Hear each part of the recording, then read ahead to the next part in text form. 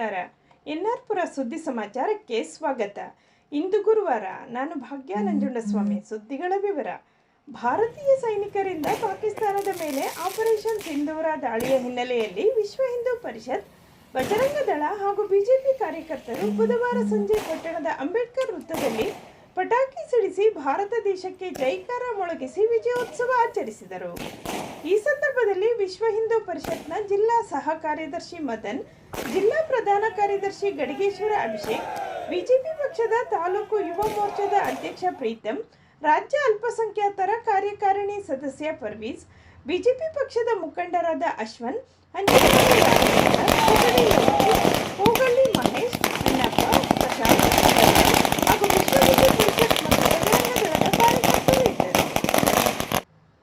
ಸರ್ಕಾರದ ಆದೇಶದಂತೆ ಪಟ್ಟಣ ಪಂಚಾಯಿತಿ ವ್ಯಾಪ್ತಿಯಲ್ಲಿ ಬರುವ ಸರ್ಕಾರಿ, ಅರೆ ಸರ್ಕಾರಿ, ಸ್ಥಳೀಯ ಸಂಸ್ಥೆಗಳ ಒಡೆತನದಲ್ಲಿರುವ ಸ್ವತ್ತುಗಳನ್ನು ಹೊರತುಪಡಿಸಿ ಇನ್ನುಳಿದ ಕಟ್ಟಡ, ನಿವೇಶನಗಳಿಗೆ ಸಂಬಂಧಿಸಿದಂತೆ ಅಧಿಕೃತ ಆಸ್ತಿಗಳನ್ನು ರಿಜಿಸ್ಟರ್ ಎ ನಲ್ಲಿ ಹಾಗೂ ಅನಧಿಕೃತ ಆಸ್ತಿಗಳನ್ನು ರಿಜಿಸ್ಟರ್ ಬಿ ನಲ್ಲಿ ನಿರ್ವಹಿಸಬೇಕಾಗಿರುವುದರಿಂದ ಆಸ್ತಿಗಳ ಮಾಲೀಕರುಗಳಿಗೆ ಈ ಖಾತಾ ದಾಖಲೆ ಪಡೆಯಲು ಅವಕಾಶ ಇರುತ್ತದೆ ಎಂದು ಪಟ್ಟಣ ಪಂಚಾಯಿತಿ ಅಧ್ಯಕ್ಷೆ ಜುಬೇದಾ ತಿಳಿಸಿದ್ದಾರೆ.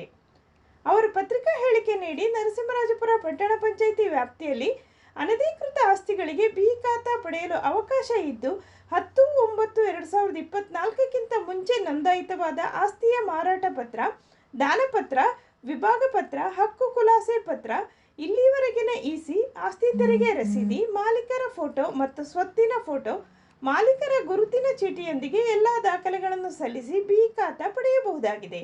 ಬಿ ಖಾತಾ ದಾಖಲೆಗೆ ಅರ್ಜಿ ಸಲ್ಲಿಸಲು 10/5/2025 ಕೊನೆಯ ದಿನಾಂಕವಾಗಿರುತ್ತದೆ. ನಂತರ ಬಂದ ಅರ್ಜಿಗಳಿಗೆ ಬಿ ಖಾತಾ ಪಡೆಯಲು ಅವಕಾಶ ಇರುವುದಿಲ್ಲ. ಆದ್ದರಿಂದ ಪಟ್ಟಣ ವ್ಯಾಪ್ತಿಯ ಅರ್ಹ ಆಸ್ತಿ ಮಾಲೀಕರುಗಳು ಇದರ ಉಪಯೋಗ ಪಡೆದುಕೊಳ್ಳುವಂತೆ ಅವರು ಮನವಿ ಮಾಡಿದ್ದಾರೆ. ಹೆಚ್ಚಿನ ಮಾಹಿತಿಗೆ ಕಚೇರಿ ವೇಳೆಯಲ್ಲಿ ಕಂದಾಯ ಇಲಾಖೆಯ ಅಧಿಕಾರಿಗಳನ್ನು ಸಂಪರ್ಕಿಸಬಹುದು ಎಂದು ಅವರು ತಿಳಿಸಿದ್ದಾರೆ.